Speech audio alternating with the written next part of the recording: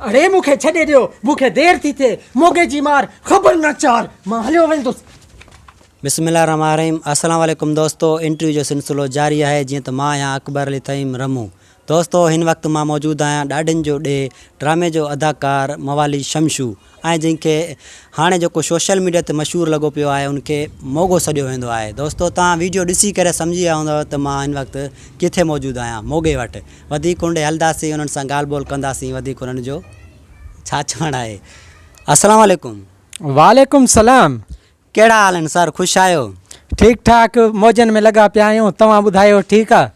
दुआ दुआ। असांखे इहो ॿुधाइजो जेको हीउ ड्रामो हली रहियो आहे Facebook page Zahid and Akbar ते ॾाढियुनि जो ॾे, इन में तव्हांजो कहिड़ो किरदारु आहे? इन में किरदारु मुंहिंजो आहे मवाली शमशू। जी जी, मवाली शमशू जो किरदारु। अच्छा, इन ड्रामे जो डायरेक्टर केरु आहे? इन ड्रामे जो डायरेक्टर अकबर अली तईम, ज़ाहिद अली तईम। अच्छा, असांखे इहो ॿुधाइजो त ॾाढियुनि जे ॾे ड्रामे खां अलावा ॿिया बि ड्रामा तव्हां कया आहिनि या इहो तव्हांजो पहिरियों ड्रामो आहे? न भाऊ, मूं घणा ड्रामा करे छॾिया आहिनि, सिंधी ड्रामा, उर्दू ड्रामा, फिल्मूं बि कयूं आहिनि। अच्छा, को ड्रामे में जिन में कमु तव्हां कयो आहे उन फिल्मनि जा नाला, जेको ड्रामे जा नाला तव्हांखे यादि आहिनि? बिल्कुलु यादि आहिनि। ड्रामो हुयो असांजो सालार खान, फिल्म हुयूं अंजाम फिल्म, धूम सिंधी फिल्म, इन खां अलावा दहशत फिल्म, मोहब्बत फिल्म, ॿी असां घोटकी में फिल्म कईसीं।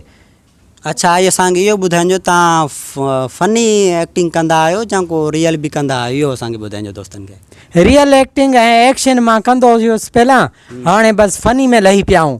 सफ़ा माना धोई छॾियो अथव मुल्क खे। सफ़ा धूड़िया लॻा पिया आहिनि फ़नी जा, मोगे जी मार ख़बर न चार। अच्छा, मोगे जी मार ख़बर न चार। दोस्तो हीअ आहे मोगो।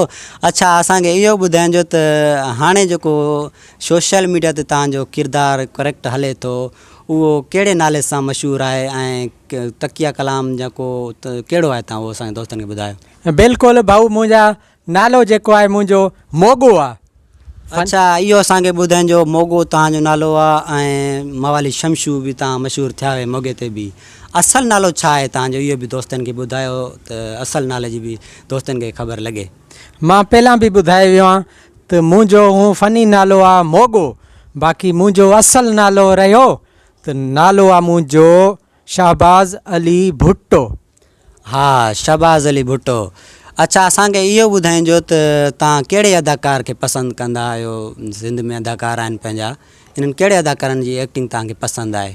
हूं त मूंखे भाऊ सिंध जा समूरा अदाकार पसंदि आहिनि, बाक़ी आज़म मैंगल जी अदाकारी, अब्बास गुल जी अदाकारी वाह वाह लॻी पई आहे। अच्छा, आज़म मैंगल ऐं अब्बास गुल जी अदाकारी तव्हांखे पसंदि आहे? बिल्कुलु। अच्छा, अदाकारनि में तव्हांखे अदाकारी पसंदि आहिनि ऐं सिंध जा पंहिंजा फ़नकार आहिनि जेके, इन्हनि में तव्हां कंहिंखे पसंदि कंदा आहियो? सुरीला फ़नकार आहिनि असांजा प्यारा, टोटल भला आहिनि अदाकार। बहरहाल जेके असां ॿुधंदा आहियूं, सॉन्ग मां ॿुधंदो आहियां जेके फ़ैज़ा अली, शाहिद बबर, शमन मिराली ऐं मुमताज़ मोलाई। अच्छा, मुमताज़ मोलाई, शमन मिराली ऐं फ़ैज़ा अली। बिल्कुलु। अच्छा, फ़ैज़ा अली खे ॾाढो पसंदि कंदा आहियो छा? बिल्कुलु, उनजो आवाज़ ई प्यारो आहे न। अच्छा अच्छा, असांखे इहो ॿुधाइजो तव्हांखे बि ॻाइण जो शौक़ु आहे, कॾहिं कलाम पंहिंजे आवाज़ सां ॻायो आहे? न न न, मूंखे शौक़ु न आहे ऐं गानो मूंखे थॾां अचे ई कोन थो। हिकु ॿ मूं गाना कया हुआ, उहे बि सो फ़नी हुया।